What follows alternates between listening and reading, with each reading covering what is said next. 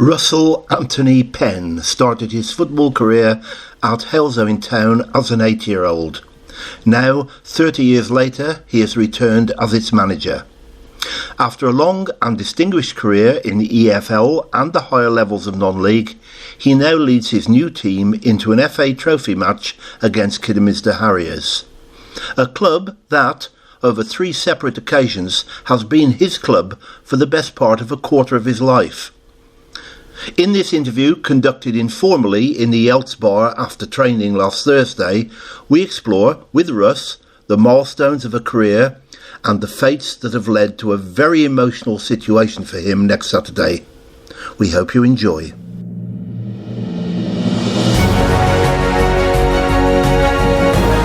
This is Radio Halesowen Town, your number 1 internet radio station.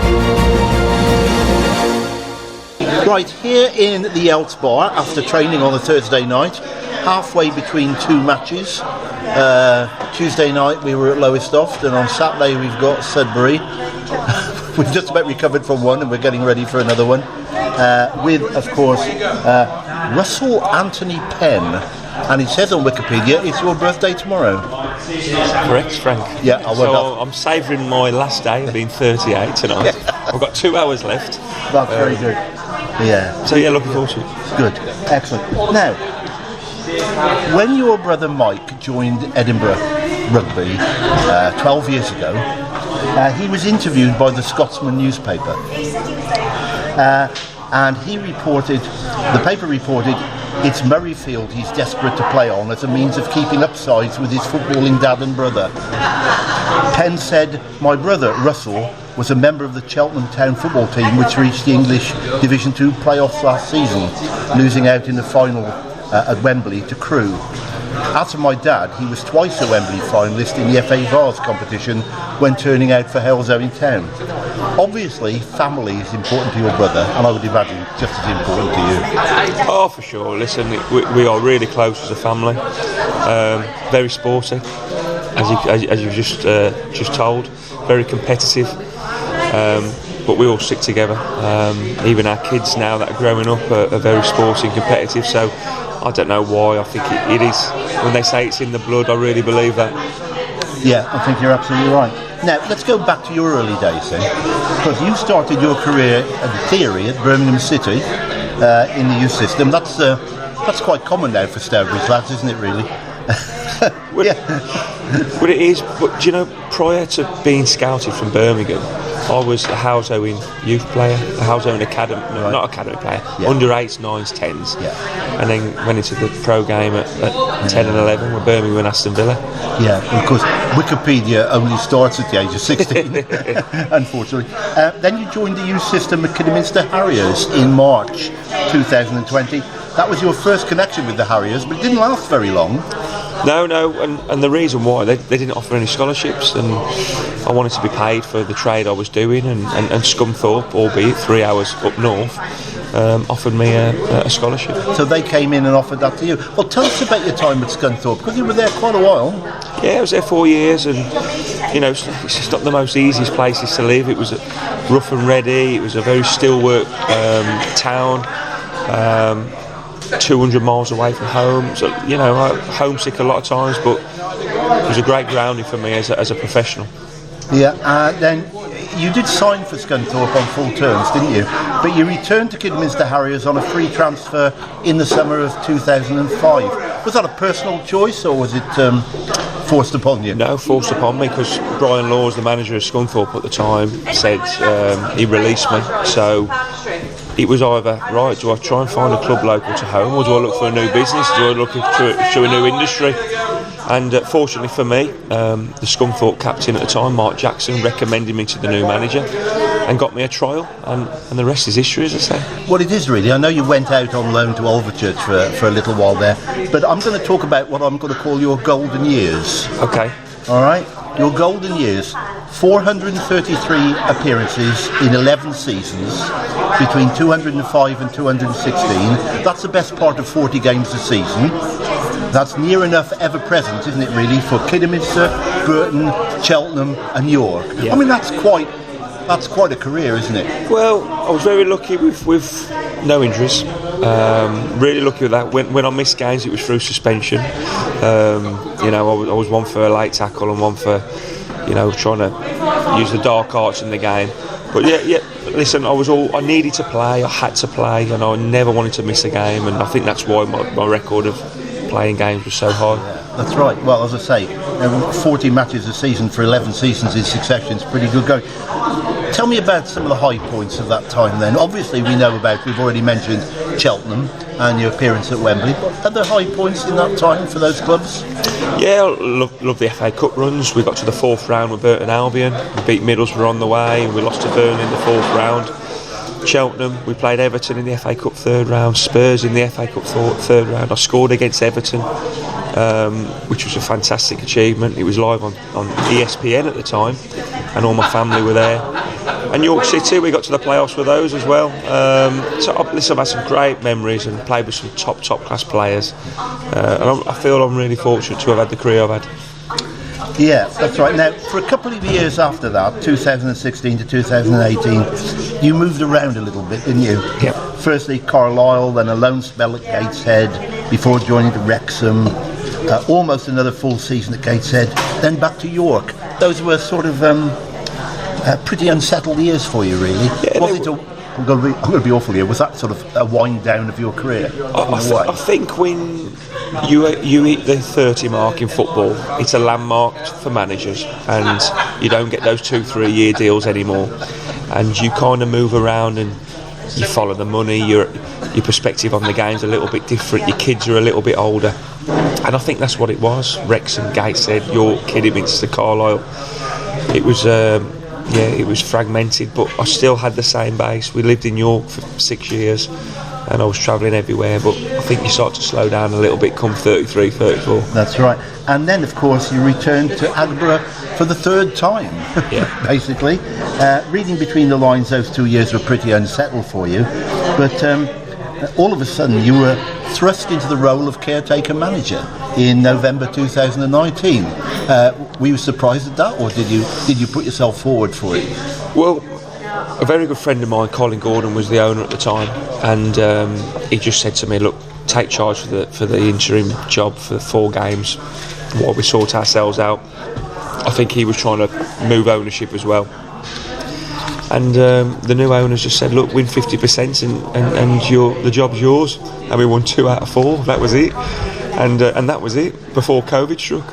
That's right. But you were replaced by, James Shand came in, for whom you worked as an assistant. But he didn't stop very long, only from November till the February, because he departed then for Solihull Moors. And all of a sudden, they made you manager. Was that because of what you were doing with him, or what you'd done previously, or give the lad a chance? I think it was, give the lad a chance. Also, the cheaper option, and knowing the club I knew, I think it was a safe bet for them.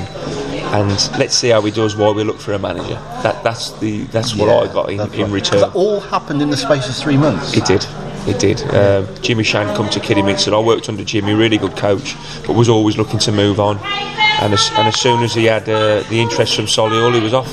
Okay, now the 21-22 season was quite special.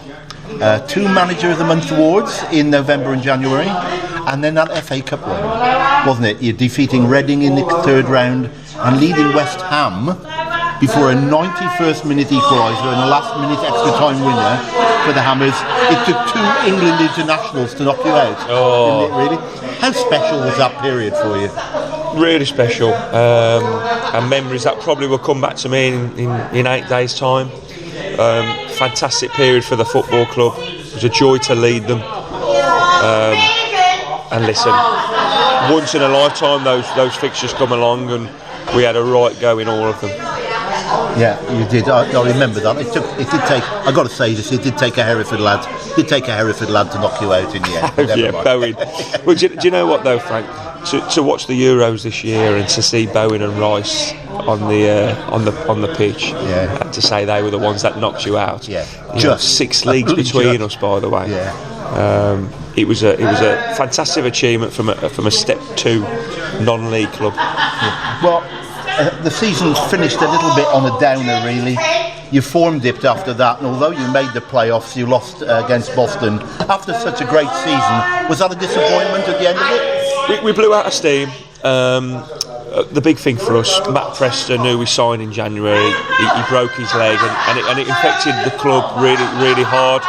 But we had such a tight-knit squad, we blew out of steam. The amount of games we played because of the FA Cup, we played 10 more games than most teams. And we also had a little trophy run that year as well, and it all just caught up on us eventually. And, you know, deserved winners, Boston on the day, beat us fair and square. Absolutely. Now, the 2022-23 season saw a squad injury hit, really, for a sizable part of the campaign. But with some astute signings, the side won the last 9 games of the season. 3 league games and 3 playoff games. So you scraped into the playoffs and won the playoffs. Amazing. This saw you become the first manager to gain promotion at Kidderminster since Jan Mulby in the year 2000. Did you know that one? I did, and listen, it was surreal, to be honest, to win the last 6 league games and then 3 on top with the playoffs, comfortably, by the way, in the playoffs. Oh, yes. We romped. I think Kings Lynn finished 24 points in front of us, and we beat them 4-1. And Brackley away in the playoffs. And we just went up with pure momentum, and unfortunately that was the downfall for us in the following season. Well, injuries came back to haunt you again there, really. And you parted company with the Harriers in January 2024 with the club bottom of the National League. Was the surprise of getting promotion maybe a little step too far? I think it surprised everyone, and I think it hit us hard. I think it hit me, my assistant, the players, the chairman, who admits that as well. We weren't ready. We weren't prepared for what is a really, really tough National League nowadays. Yeah, and of course that meant you lost your job, but you weren't out of work for very long, were you? I wasn't. Do you know what, Frank? I wanted to have a break. The job took over my life for 4 years. My family could see it was affecting me, and as they always say, managers, you Steve Bruce's, your Alan Pardews, all these managers, Mick McCarthy's that have been round, the family always goes through the rough and smooth with you, and I saw that in them. And your rest period though only lasted a month. It did. On the 27th of February it was announced that you were back in football management at Halesowen Town, your dad's old club. You know, you've almost come full circle, haven't you? Well, I really have. From an 8-year-old to a 38-year-old. Because when we train now at Halesowen College, we literally trained on Newfield Park School. Right, and I feel like I go wow sometimes, full circle. Well, we're not going to analyse the upcoming FA Trophy match at Kidderminster, but you did spend the best part of 10 years there. That's a quarter of your life. Wow. More than a quarter of your life. The fates have dealt you a hand that must be a bit special for you. I'm really looking forward to it. Like I said, you know, I think I've got Halesowen in my blood through my old man and where I used to play and coming back here now, but Kidderminster give me that, you know, foothold in my professional career as well. It's got to be a really emotional day. I don't want it to be about me next week. I want us to go there and I want us to do ourselves proud. I want us to win the game, and I really believe we can do. It's a one-off. It's a 90-minute game plus penalties if needs be. But it will be emotional. I've got a lot of friends there that I still haven't said goodbye to. As is football, you move on quickly and you go to another club and you build new relationships. And some of the relationships at Kidderminster I haven't shook hands on, so it'll be a really good day. Well, it's been a privilege to talk to you, Russ. Thanks very much. Thanks very much for your time. Thank you, Frank. Cheers, mate. This is Radio Halesowen Town, your number 1 internet radio station. Brown & Brown Insurance Brokers are proud sponsors of Radio Halesowen Town. They will help to secure your future with expertise and trust. They provide all of your commercial needs, including commercial combined, liability, fleet, motor trades, property owners, professional indemnity, cyber and management liability. Get in touch with a member of the team. Email halesowenfootball@bbrown.com. Brown & Brown Insurance Brokers, securing your future with expertise and trust. Radio Halesowen Town proudly presents Matchday Live, brought to you by Brown & Brown Insurance Brokers, bringing you live match coverage of every single Yelts game, home and away. And that's not all. We provide select coverage of our ladies team and our under-18s. Keep in touch with us on social media to make sure you never miss a live commentary. Find us on Facebook by searching Radio Halesowen Town or on X at Radio Halesowen. If you've missed a game but want to listen back, head to our website radiohalesowentown.co.uk, find our links page and select Audio Archive. You'll find all of our commentaries and local shows on demand. Radio Halesowen Town, your community station.